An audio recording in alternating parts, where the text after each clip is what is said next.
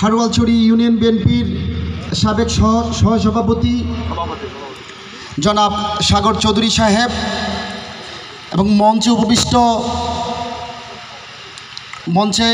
উপবিষ্ট সকল এবং আপনারা যারা সামনে যারা শুনছেন সবাইকে জানাই জিআই শুভেচ্ছা এবং সশ্রদ্ধ সালাম, আসসালামু আলাইকুম। আমি সর্বপ্রথম শুকরিয়া জ্ঞাপন করছি মহান রাব্বুল আলামিন আল্লাহ তাআলার উপর, যিনি আমাদেরকে সৃষ্টি করেছেন। সাথে সাথে আমি ধন্যবাদ জানাচ্ছি আজকের এই আয়োজন যারা করেছেন, যারা আমাকে এখানে আসার সুযোগ করে দিয়েছেন এবং দুটি কথা বলার সুযোগ করে দিয়েছেন। সম্মানিত উপস্থিতি, আপনারা জানেন আগস্ট মাসে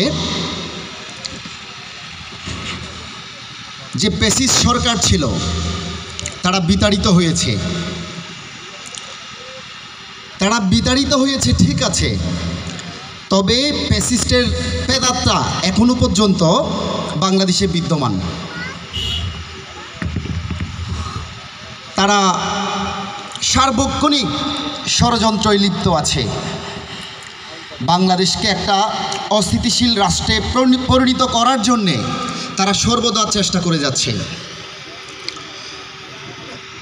এই পরিস্থিতি যদি আমরা মোকাবেলা করতে না পারি তাহলে কিন্তু আসলে এখানে কারোরই ভালোভাবে থাকা হবে না। গত 17 বছর আমরা সবাই কষ্ট করেছি, এখানে অনেক বক্তা বলে গিয়েছেন 17 বছর অনেক কষ্ট করেছেন সবাই। আপনারা এই মাঠে আপনারা 17 বছর কোনো আয়োজন করতে পারেননি, আজকে কিন্তু করিম সভা করছেন। যে ষড়যন্ত্র দেশকে নিয়ে চলছে, এই ষড়যন্ত্র যদি মোকাবেলা করতে না পারি আমরা, তাহলে কিন্তু আবারও আমরা এই সুযোগটা হাতছাড়া করে ফেলব। এই ষড়যন্ত্র থেকে পরিত্রাণ পাওয়ার জন্যে সাংগঠনিকভাবে আমাদেরকে ঐক্যবদ্ধ হতে হবে এবং দেশের প্রত্যেকটা স্তরের মানুষকে ঐক্যবদ্ধ হতে হবে। আমি আসলে আজকে বেশি কিছু বলছি না।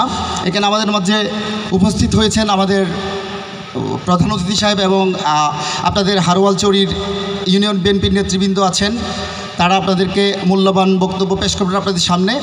আমি আবারও সবাইকে ধন্যবাদ দিয়ে আমার বক্তব্য শেষ করছি। আসসালামু আলাইকুম। সম্মানিত উপস্থিতি,